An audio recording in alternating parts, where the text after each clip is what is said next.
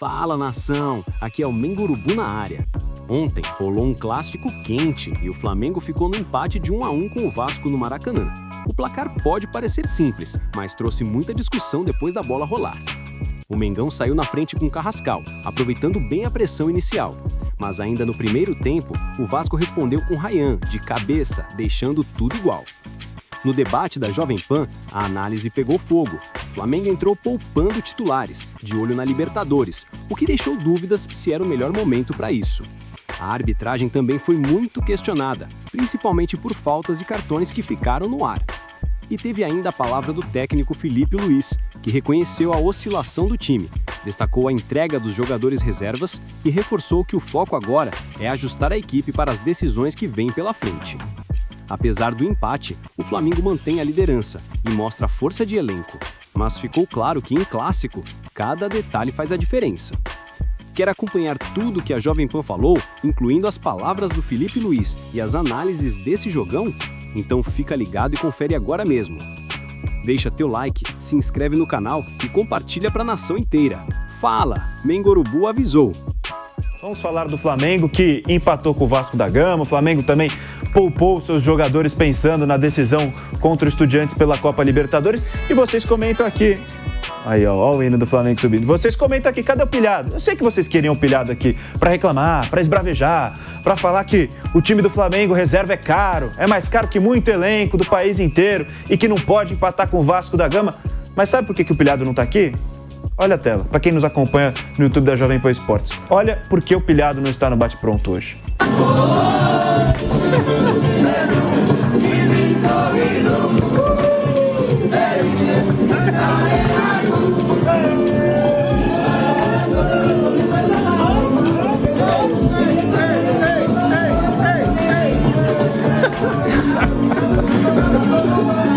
Essa balançadinha.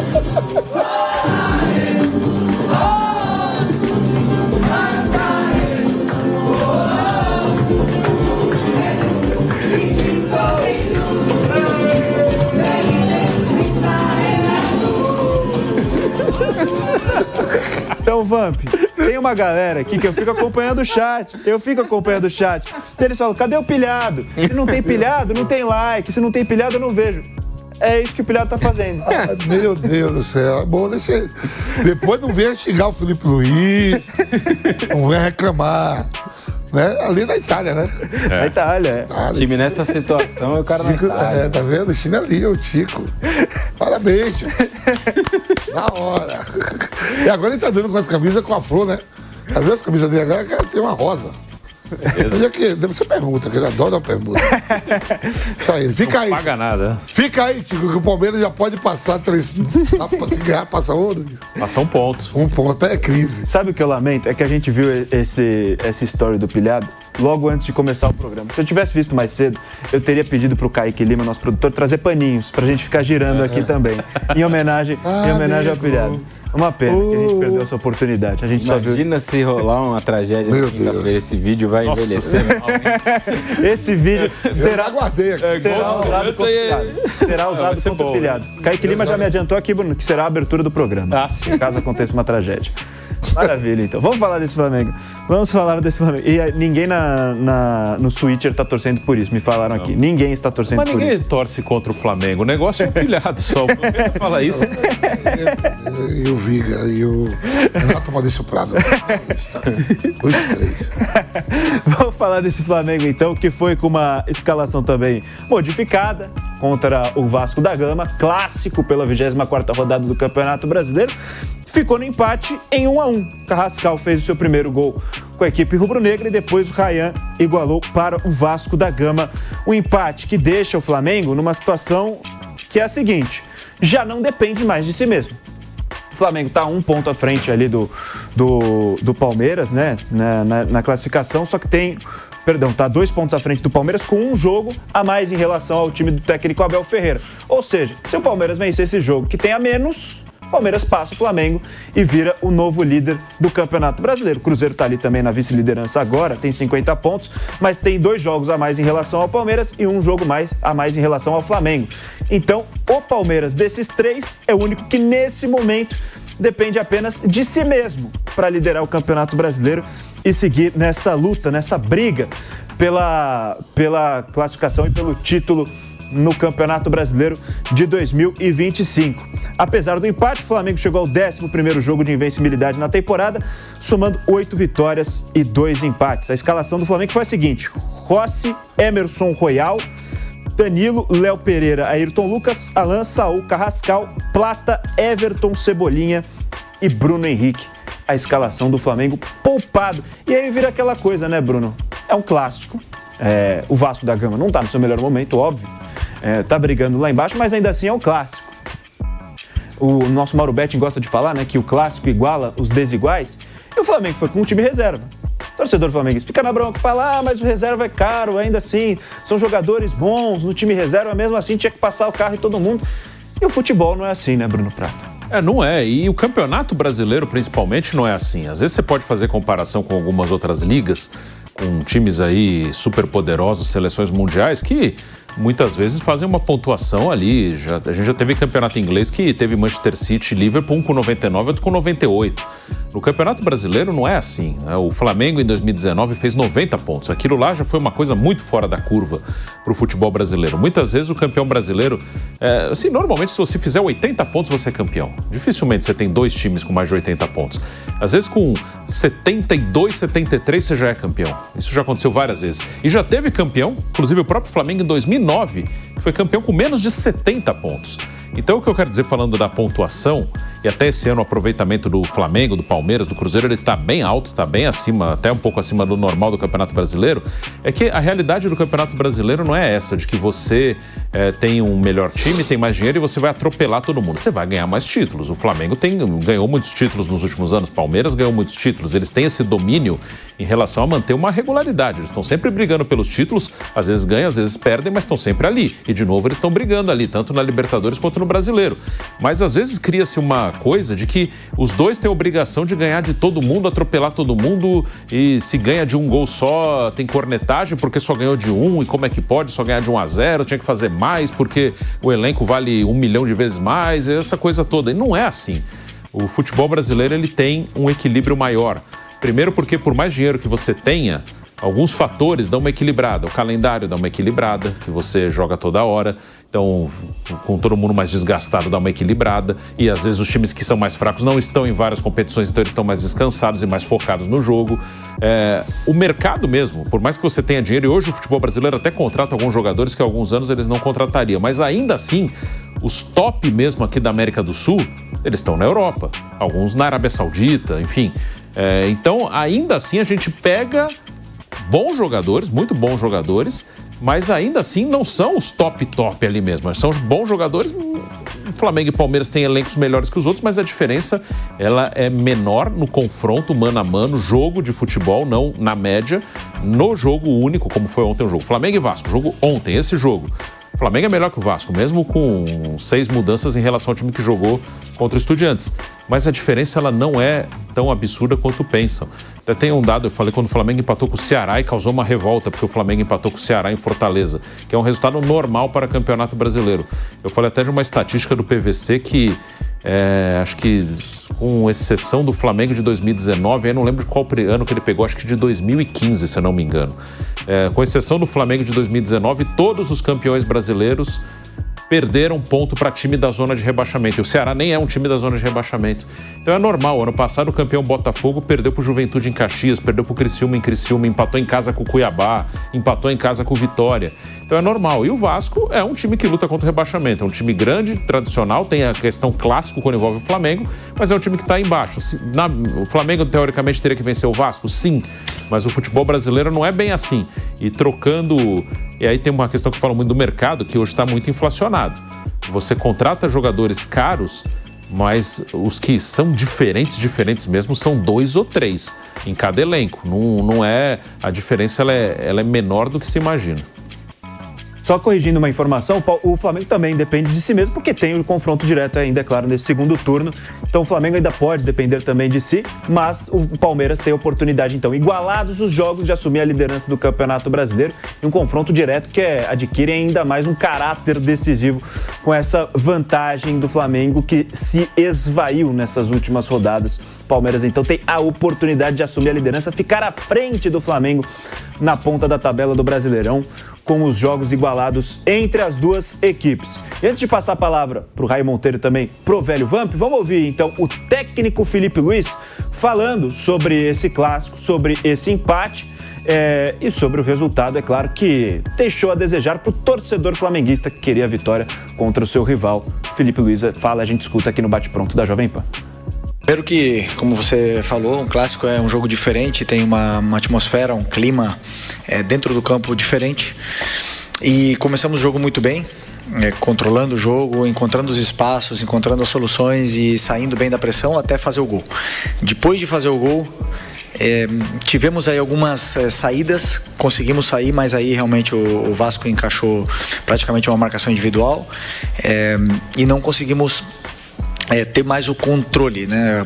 A partir desse momento começamos a acelerar um pouco demais o jogo, perdemos um pouco o controle e foi o melhor momento talvez do Vasco no jogo, o momento que eles foram superiores depois do nosso gol, mas não criando chances, senão criando muito volume de bola parada, faltas laterais, escanteios e até empatar o jogo com esse escanteio. Depois voltamos a retomar o controle, tivemos mais posse de bola no campo deles, eles são um time que se fecham muito, voltam os 10 atrás da linha da bola em bloco baixo, praticamente fechados na área, então não é fácil entrar, e a partir daí eles começaram a jogar simplesmente em transição e em lançamentos longos. Aí foi isso praticamente o restante do jogo, posse deles na área deles e com muitas ligações diretas, depois com perda da bola tentando contra-atacar.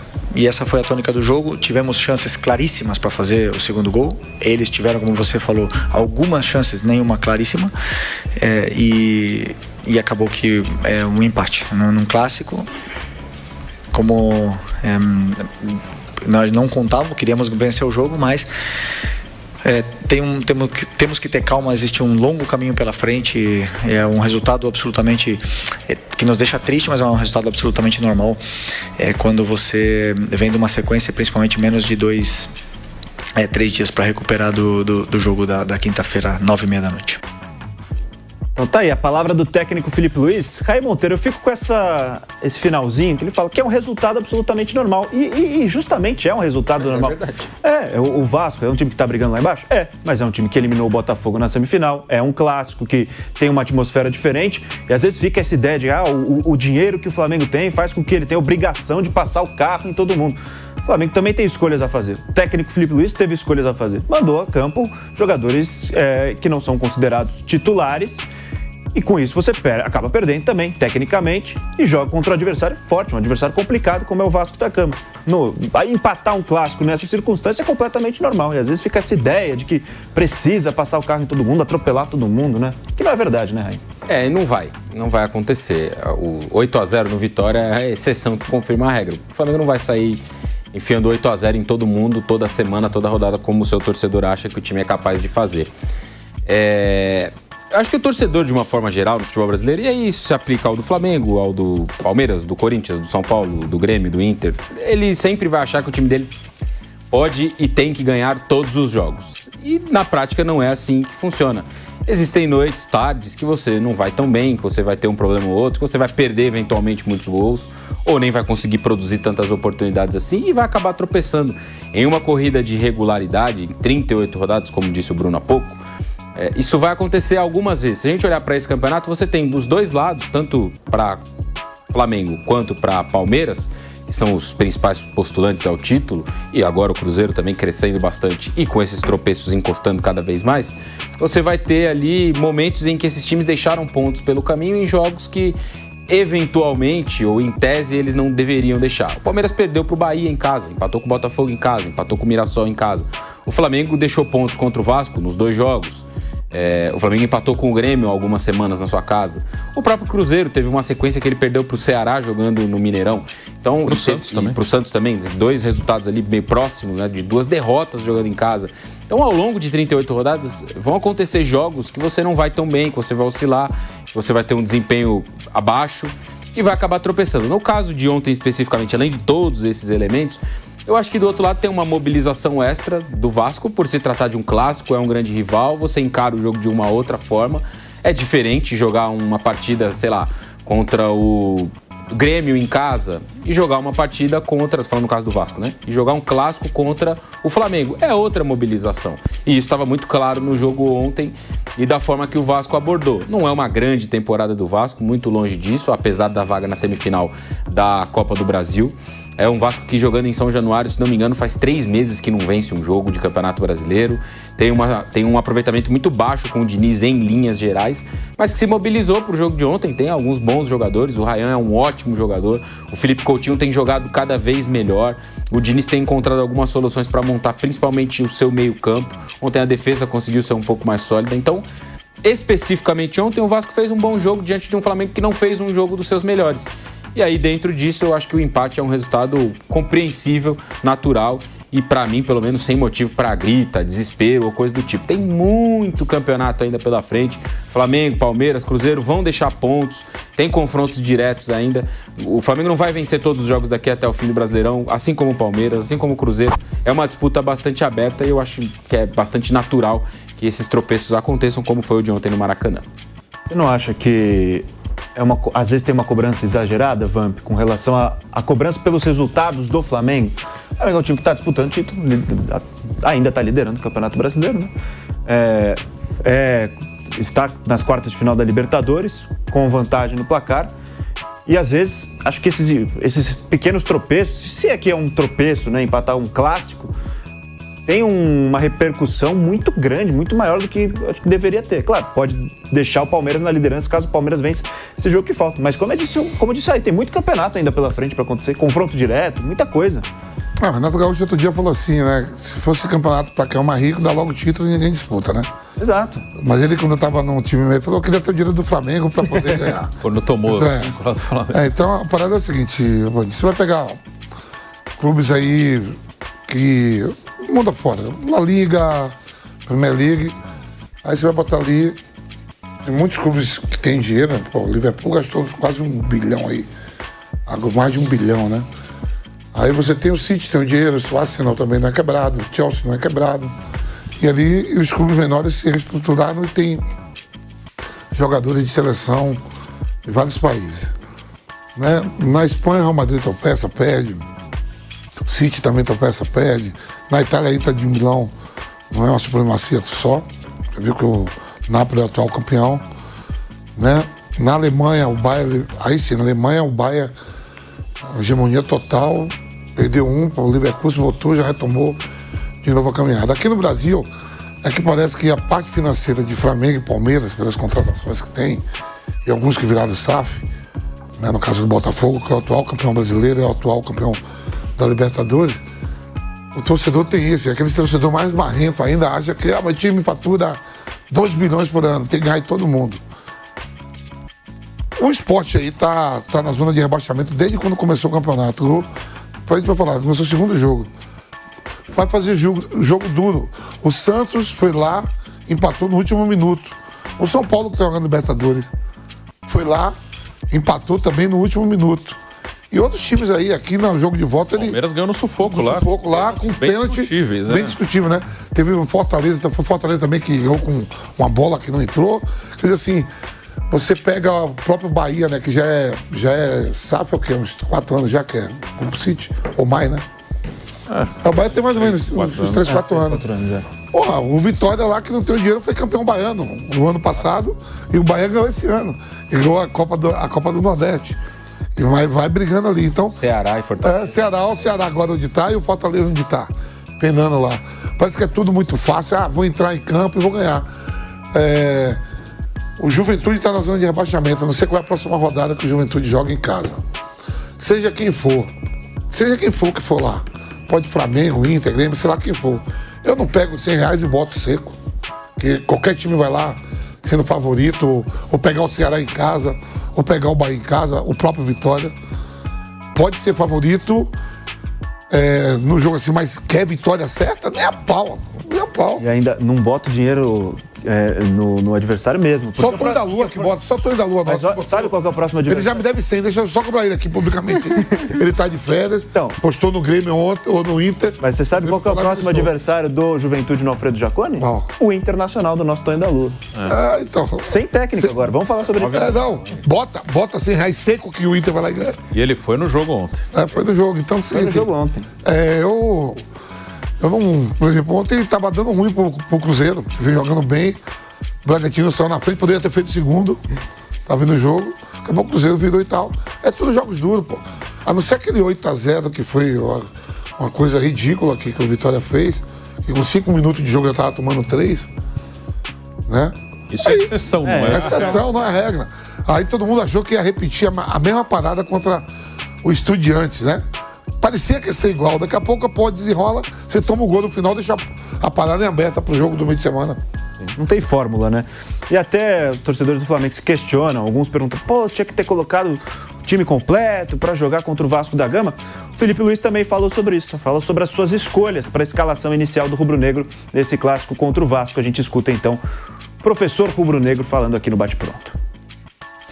Bom, primeiro eu pensei numa equipe para ir a campo fresca, não? Uma equipe que conseguisse pressionar essa saída de bola muito complicada de pressionar, que é a do Diniz, onde eles juntam muitos jogadores atrás da linha da bola, eles usam o goleiro, eles repetem o lado e enchem muitas vezes as laterais do campo, então é complicado. Eu precisava de jogadores com perna fresca para poder jogar. Muitos deles da quinta-feira não se recuperaram, muitos jogadores, para não dizer a maioria, não se recuperaram do último jogo, que foi quinta-feira à noite, 9h30, acabou que chega quase 2 da manhã em casa, e o jogo hoje 5 da tarde com o calor, obviamente que não estavam recuperados. Portanto, optamos por colocar esses jogadores, alguns deles no segundo tempo, para tentar melhorar e dar mais força ainda para a equipe com as trocas, e foi assim nesse momento. Tivemos nosso momento aí de pressão máxima em cima da defesa do Vasco, mas infelizmente não conseguimos fazer o gol. Então, como eu falei para vocês, ter calma e tranquilidade. Os resultados a gente não controla, né? Nós não podemos achar que vamos ganhar todos os jogos daqui até o final do ano.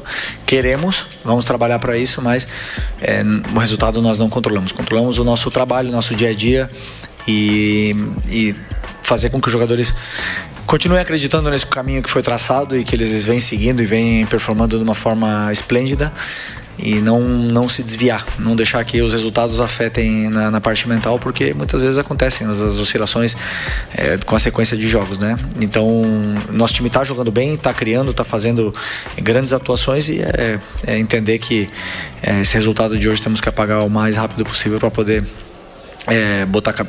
estar com a cabeça boa para essa volta da Libertadores. Então tá aí o técnico Felipe Luiz falando. E Bruno, é claro que o torcedor do Flamengo se questiona. Até vi um comentário hoje mais cedo falando que, quando o Flamengo ganha com as reservas, é porque o elenco é diferenciado, é porque é rico, é porque é melhor que todo mundo em termos de elenco. Quando empata, não tem essa mesma argumentação, é porque o Flamengo não vai ganhar de todo mundo. Mas acho que você ter um bom elenco, você se aproxima mais das vitórias quando você não tem condição de usar os seus jogadores titulares por opção, porque tem muitos desfalques, ou qualquer motivo que seja. Não tem a fórmula mágica, né? Você não vai montar um grande elenco e ganhar 38 partidas. Não. Mas você se aproxima da vitória. Sim, é isso. E acho que onde tem a distorção é achar que vai ganhar todos de todo mundo fácil e vai atropelar todo mundo. Um bom elenco ele vai fazer com que você tenha mais jogadores para utilizar, para rodar, quando precisa descansar, quando tem alguém machucado, quando tem alguém suspenso, você vai ter reposição melhor e você vai ter um time forte para competir. Né? Na média, assim, ontem o Flamengo trocou 6 do jogo contra o Estudiantes. Se o Vasco tem que trocar 6, ele não consegue ser competitivo. É diferente, o Flamengo consegue. Mas a diferença, ela não é assim absurda a ponto de você achar que você vai ganhar de todo mundo. Isso que é a maluquice, isso que é uma coisa meio que não faz sentido. Mas na média você vai estar disputando. O que o Flamengo e o Palmeiras conquistaram nos últimos anos, em que eles têm mais dinheiro, estão mais organizados, então eles têm, na média, elencos melhores que os outros nos últimos anos. O que eles conquistaram, você compara com o que os outros conquistaram. Aí que você vai ver onde faz a diferença, né? O Flamengo, desde 2019, não vou colocar os estaduais nessa conta, o Flamengo ganhou 2 brasileiros, ganhou 2 Libertadores, Copa do Brasil são 2 também, né? Acho que são 2 também. Então, pelo menos 6 títulos de primeiro nível desde 2019. O Palmeiras ele começou a ganhar até um pouquinho antes, que ele ganhou o Brasileiro em 16, em 18 ganhou uma Copa do Brasil em 15. E depois ele ganha mais 2 Libertadores, mais 2 brasileiros. Então, eles têm, na média, conquistado a maior parte dos títulos. O Botafogo, que ganhou ano passado, aí que eu falo da média. Olha quanta coisa eles conquistaram na média. Botafogo ano passado, foi campeão brasileiro e campeão da Libertadores. Ele nunca tinha vencido a Libertadores e não ganhava o Brasileiro desde 1995. E nunca ganhou uma Copa do Brasil, continua sem ganhar e não vai ganhar esse ano que foi eliminado. Então, sim, era um time que não ganhava. Ano passado encaixou um time bom e ganhou. Esse ano já não conseguiu manter. O Atlético Mineiro, em 2021, ganhou o Brasileiro e ganhou a Copa do Brasil. Ele não ganhava o Brasileiro há 50 anos. E depois daquilo ele não conseguiu manter. Ele até chegou numa final de Libertadores, perdeu. Numa final de Copa do Brasil ano passado ele perdeu, mas ele não conseguiu manter. O Flamengo e o Palmeiras, eles estão sempre fortes. Os outros, sim, Botafogo ano passado estava muito bem. Ganhou. Atlético lá em 21. Aí você pega, vai, o Fluminense ganha uma Libertadores em 23, mas não ganha um Brasileiro desde 2012. Então é na média que eles levam vantagem. Então, passando a régua nesse assunto do Flamengo, que ficou no empate com o Vasco da Gama, pensando, é claro, no jogo de quinta-feira contra o Estudiantes em La Plata. O Flamengo tem a vantagem no placar agregado, mas, é claro, vai ser um confronto complicado. E o Mengão agora ainda na liderança do Campeonato Brasileiro com 51 pontos, mas já vê a ameaça do Palmeiras, que tem um jogo a menos em relação ao rubro-negro, com a possibilidade de ultrapassar a equipe carioca na liderança do Brasileirão.